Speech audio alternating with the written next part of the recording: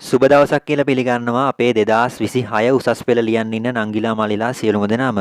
ඉතින් මේ වීඩියෝ එක ටිකක් ඉක්මනින් කරන්නම් හදිසිය කරන වීඩියෝ එකක්. ඒ වගේම කිසිම ස්ක්‍රිප්ට් එකක් කිසිම සූදානමක් නැතුව තමයි මේ වීඩියෝ එක කරන්නේ. ඒ නිසා පොඩි අඩුපාඩු තියෙයි. ඒවා ගණන් ගන්න එපා නංගිලා මල්ලිලා.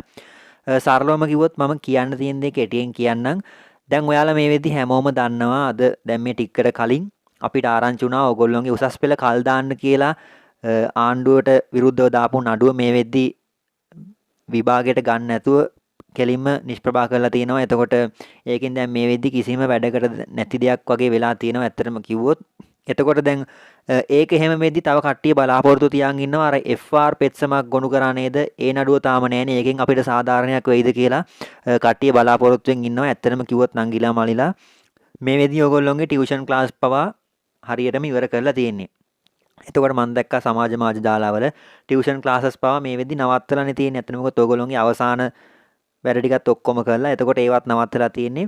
එතකොට ඒ කරලා තියෙනෙත් ඕගොල්ලෝ විභාගයට ඒගොල්ලෝ කෙලින්ම සූදානම් කරලා ඒ දේ ඒ විදිහටම ඒගොල්ලෝගේ විෂය කරුණු ඔක්කොම ආවරණය කරලා දීලා තියෙනවා. හැබැයි ඔයාලට කාලය මදි තමයි. ඒත් දැන් ඔයාලා මෙතනදී බලාපොරොත්තුවක් හදාගන්න පුළුවන් සමහර විට හරි මේ නඩුව නම් මේ විදිහට නිෂ්ප්‍රභා වුණා. හැබැයි FR පෙත්සම තාම තියෙනවා. ඒකෙන් අපිට සාධාරණයක් වෙයිනේ කියලා අන්න එහෙම බලන් ඉන්න පුළුවන්. ඉතින් ඒක ගැන තමයි මේ වීඩියෝ එකෙන් කියන්නේ නංගිලා මල්ලා. දැන් මේ නඩුවට මෙහෙම වෙච්ච එකේ FR පෙත්සම ගැන ඇත්තටම කිව්වොත් ඔයාලා ලොකු බලාපොරොත්තු තියාගන්න එපා නංගිලා මල්ලිලා.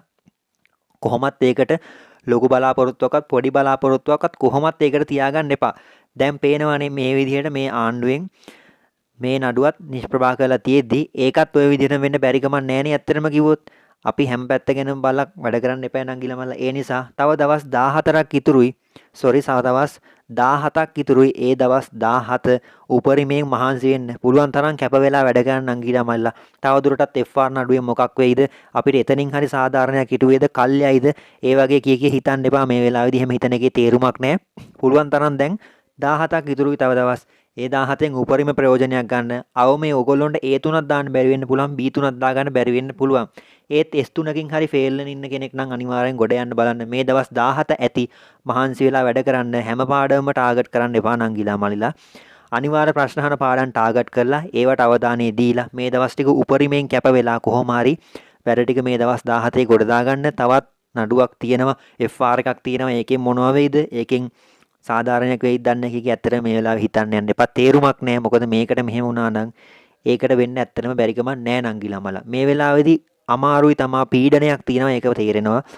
හැබැයි ඒත් හිත හදාගෙන මේ වෙලාවේදී වැඩ කරන්න සිද්ධ වෙනවා. ඉතින් ඕක ගැන කියන තමයි මේ වීඩියෝ එක හදිස්සියෙම රෙකෝඩ් කරේ. අපි බලමු ඉස්සරහට වෙනසක් වේවිද කියලා. ඒත් අපිට ඒ ගැන ලොකු බලාපොරොත්තුවක් මේ වෙලාවේ තියාගන්න බෑ.